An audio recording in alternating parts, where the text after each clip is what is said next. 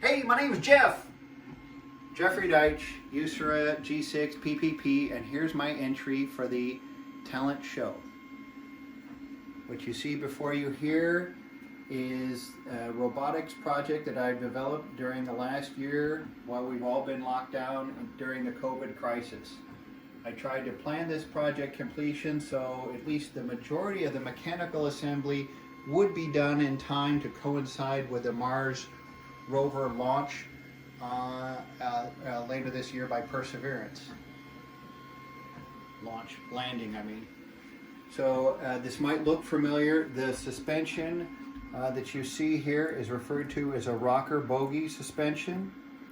And it's an independent 6-wheel drive, 6-wheel steer robotic system. Everything that you see here, obviously not the hardware, the nuts and the bolts or the circuit boards, everything you see in front of you was designed, scratch built by me. The circuitry that you see here, this is just a regular Arduino, speaks C++ or programmed in C++. With an ISC squared multiplexer. I had this set up to test the logic for this 6-wheel steering system that I have set up. I'll go into a little more detail later on what my ultimate goal is for the electronics on this package. But right now let me show you what it took to get here, because as I said, all of this stuff was scratch built. So it starts over here on the laptop. So if you'll join me on this side.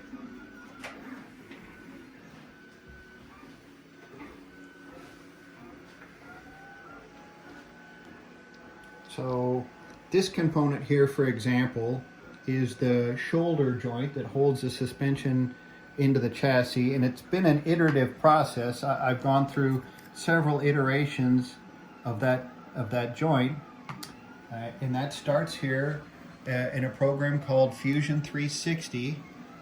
You can see here's a 3D model of that joint.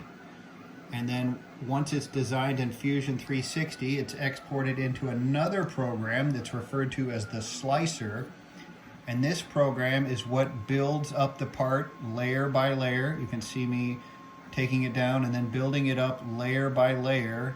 And this develops something called G-code. And that G-code is what the 3D printer uses to actually start the printing process. And then I'll show you that now. We just happen to have one going in the background. So this is a Lulzbot TAS6. It's currently printing a type of plastic referred to as PLA. Some of these prints take minutes, some of these prints take hours, some of them take days. Just to give you an example here, this is a very small sample. This is just a minute slice of one of the wheels that you see here on the Mars rover, and the wheel or the rim itself is designed out of a rigid component, a rigid hard plastic, PLA, exactly what's printing now. But the tires were printed using a TPU or a flexible filament. This one in particular is called Ninja Flex. So each one of those tires and wheels was individually printed, and like I said, each tire, each wheel is about a day by itself to print. Now some of these components, as I said before, it was kind of an iterative process. I started out with 100% plastic printed bearing. This was all printed at one time, and although it was kind of cool, it's really sloppy and not very functional. And then I turned to designing, again, this is 3D printed, but this uses steel balls instead of the plastic balls. But this still didn't quite have the precision I needed. So when a part needs higher precision, I take it to the next level here. So what you see here is a miniature vertical mill.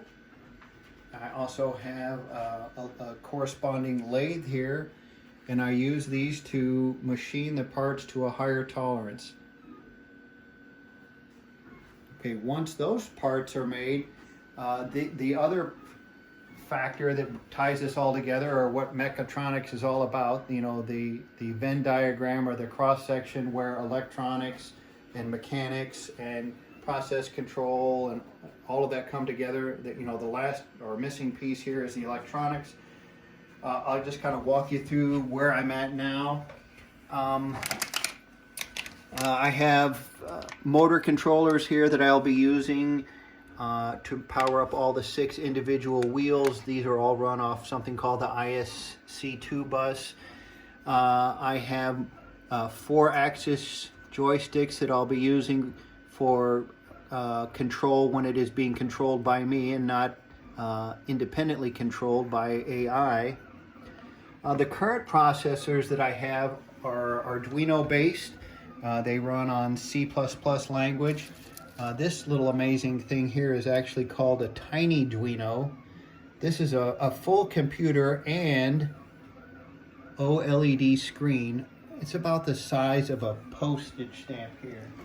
To give you a reference here of just how big that is. There it is with a €2 coin. And that's a full-blown computer. And this particular style or size of computer has many modules here that I'll be using. This, for example, is the Bluetooth adapter. And one of the nice things about this architecture is with that configuration, there is a modular system, and I can just stack those components one on top of the other and build this stack based on the functionality that I need. And again, there's 433 megahertz radios here. Here's a GPS module. Here is Bluetooth. So this is all Arduino based.